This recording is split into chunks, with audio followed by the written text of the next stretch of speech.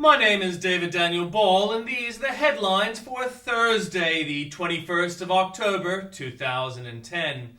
And for today's tune, we have a picture of Alan James Mansfield, a former governor of Queensland, and a Bible quote: "Restore to me the joy of your salvation, and grant me a willing spirit to sustain me." Psalm 51:12. And in headlines from Fox, a review of the president's travel schedule in the weeks leading up to November's midterm elections show that he's been focusing primarily on Senate and gubernatorial races rather than the House, which most Dems are trying to salvage. Months after September 11 attacks, Anwar al-Awlaki, the first American on the CIA's kill or capture list, was a lunch guest of military brass at the Pentagon. Nebraska mother says her 11-year-old daughter got kicked off cheerleading squad after complaining to her coach that she didn't want to shake her booty. Thousands of homeowners attend Save the Dream expos hoping to lower payments and save their homes, but the critics ask, is it fair to homeowners who played by the rules and continue to pay more? In breaking news from news.com.au, European Commission calls for a system to allow banks to fail without harming financial sector and forcing taxpayers to save them. A former Playboy Playmate of the Year has been charged with shooting her boyfriend at their Hollywood apartment. U.S. Federal Reserve says U.S. economy is expanding at a modest pace, but job prospects remain dim ahead of an expected stimulus. No one wants to be in Bernard Madoff's shoes, but for the right price, you could own his slippers.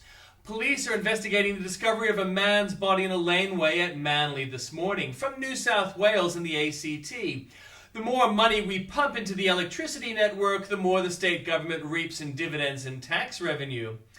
Christina Keneally's Labour government descended into disarray, with the party suspending an MP after she crossed the floor. New South Wales Coalition wants RTA's revenue raising to be monitored by new watchdog. Schoolboys banned from a pool change room because adult males feared they'd be labelled pedophiles. From Queensland, showers will continue to sprinkle across southeastern Queensland during the weekend and into next week, with thunderstorms expected in the inland areas. A report has found Moreton Bay's water quality has improved slightly from last year, but it may crash again if heavy rain falls this spring and summer. The old saga of honeymoon killer Gabe Watson moves to a U.S. courtroom on Saturday when an Alabama grand jury considers fresh murder charges against him. A Brisbane war veteran has been forced to sell his service medals after almost losing his livelihood in the federal government's bungled Greens Loans program.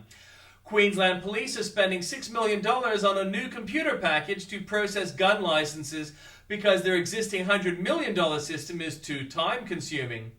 From Victoria, bills have shot past $3,200 a year for some Victorians and could rise much higher amid soaring prices and blowouts in energy use.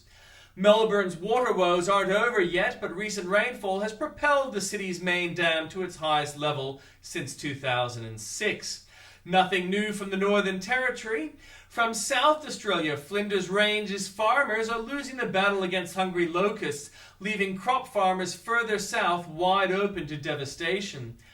Queensland is flushing the equivalent of 3 years of Adelaide's water supply out to sea despite being connected to the Murray-Darling Basin.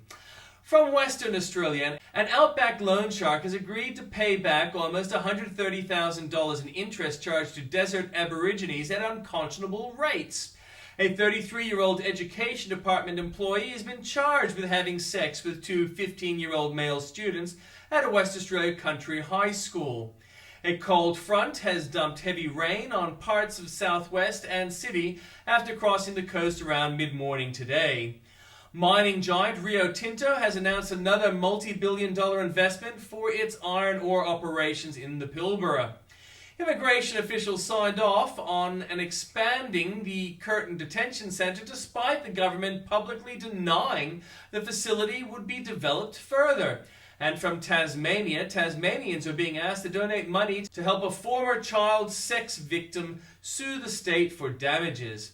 From the Journalist Corner, it's Geraldo's exclusive with General Petraeus, live from Afghanistan. Watch as he sits down with the military commander to discuss how his latest strategy will impact the ongoing war on terror and our troops overseas. Neil looks at the big push for extensions by small businesses. Watch Your World today at 4.